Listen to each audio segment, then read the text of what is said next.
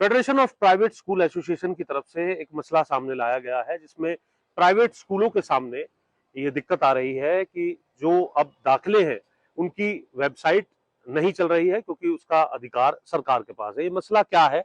हमारे साथ कुलभूषण शर्मा जी हैं, इस एसोसिएशन के अध्यक्ष हैं, उनसे बात करेंगे। शर्मा जी, क्या मसला इसके अंदर आप देख रहे हैं, और अभी तक कब से ये दिक्कत आ रही है आपको? आपने बिल्कुल सही कहा कि जो वेबसाइट जिस पे दाखिले होते हैं, ये इसको एमएस पोर्टल कहते हैं। ये एक पोर्टल है, हम्म। लेकिन इसका अधिकार नहीं, इसका एक्सेस गवर्नमेंट के साथ है। इसके अधिकारी हम हैं, ऑनर हम हैं। हम्म। ये स्कूल का दाखिल खारिज एक रजिस्टर की, डिजिटल रजिस्टर आप इसको कह सकते हैं, रजिस्टर है जिसमें बच्चे का जब कोई दाखिला होता है तो हमने ऑनलाइन चढ़ाना होता है। जब किसी बच्चे को स्कूल छोड़ना होता है तो उसको उस पर लेफ्ट करके एसएलसी जारी करनी होती है, और उसका पूरा रिकॉर्ड ट्रांसपेरेंटली जो है गवर्नमेंट भी उसको चेक करती रहती है, मॉनिटर करती रहती है। लेकिन सरकार ने राइट टू एजुकेशन में कहा कि आपने बच्चों को पोर्टल पे दिखाना है। पहले ये प्रक्रिया जो है ऑफलाइन हुआ करती थी और सरकार बच्चों को भेजा करती थी। पहली बार पोर्टल लगाया गया और पोर्टल की कोई ट्रेनिंग सरकार की तरफ से नहीं दी गई, कोई प्री इंफॉर्मेशन नहीं दी गई फरवरी मार्च में कि ये पोर्टल बनेगा। जुलाई के करीब जो है ये पोर्टल ने काम करना शुरू किया कि पोर्टल पे आप बच्चे डालें, जून जुलाई में।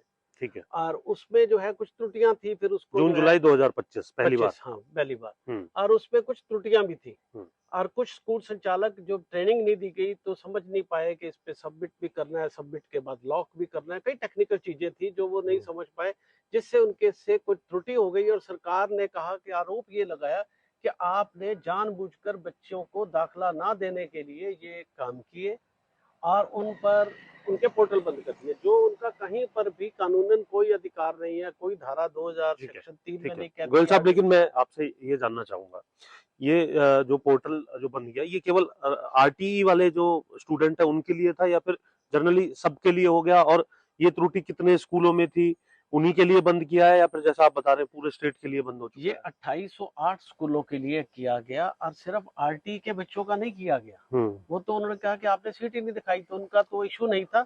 इन्होंने जो दूसरे जनरल स्टूडेंट्स थे उनका भी पोर्टल बंद कर दिया।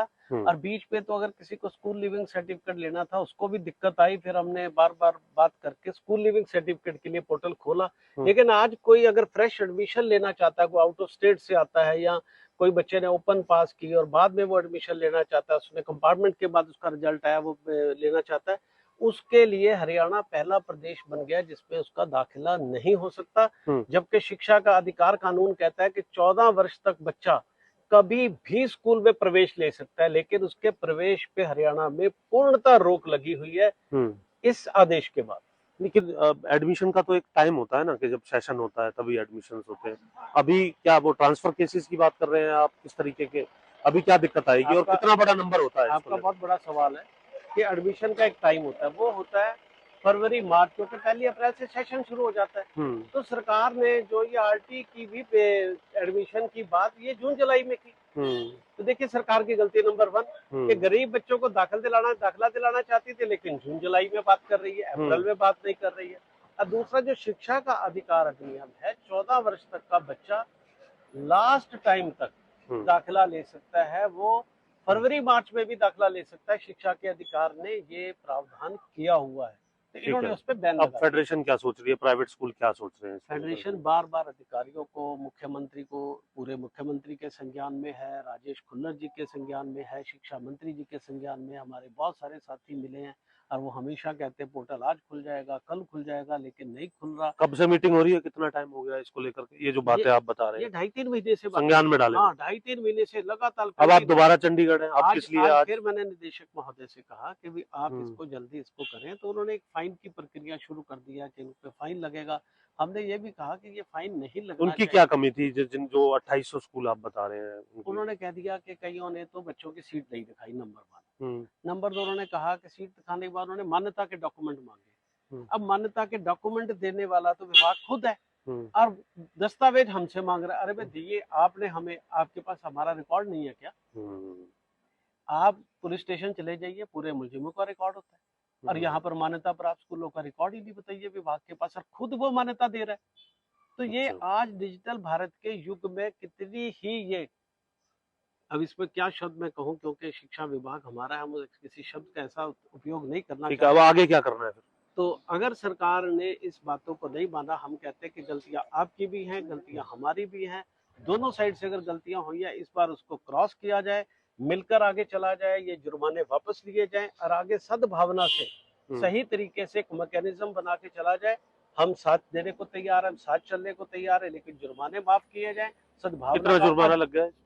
जो स्कूल 1000 रुपए से कम फीस वाले हैं उन पे 30,000 रुपए, और जिनके 1000 से ऊपर फीस है, 1001 है, तो उन पे 70,000 रुपए। बहुत सारे स्कूल ऐसे हैं जिनके पास 70 बच्चे हैं और वो 1100 रुपए फीस लेते हैं, बड़ी मुश्किल से तो अपने स्कूल का संचालन कर रहे हैं। ऐसे में 70,000 रुपए कोई छोटा अमाउंट नहीं है।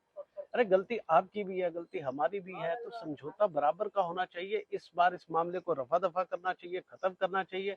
आगे से हम भी मेन स्ट्रीम लाइन में सही चलेंगे, अपनी गलतियां सुधारेंगे, आप अपनी गलतियां सुधारें और एक अच्छा रास्ता अपनाते हैं। इस तरह से एक दूसरे से द्वेष भावना लेकर जुर्माने लगाकर जो है शिक्षा के रास्ते में आगे जो है बढ़ा नहीं जा सकता। तो मिलकर बढ़े, मिलकर चलें, यही हमारा सबका साथ सबका विकास, यही हमारा नारा। ठीक है, तो मिलकर बढ़ने और आगे चलने की बात कही जा रही है, लेकिन सबसे बड़ी परेशानी का विषय उन छात्रों के लिए भी है जो ट्रांसफर केसेस के तहत एक स्थान से दूसरे स्कूल में जो दाखिला है वो लेना चाहते थे, क्योंकि इस पोर्टल के बाद चाहे आरटीई के छात्र हो या फिर जनरल छात्र हो, उनके लिए भी एक समस्या खड़ी होती यहाँ पर नजर आ रही है, जिस पर federation of private school association का ये कहना है कि अभी पहली बार ये प्रयोग किया गया था, तो इस बार मिलकर के चला जाए और जुर्माने से राहत दी जाए।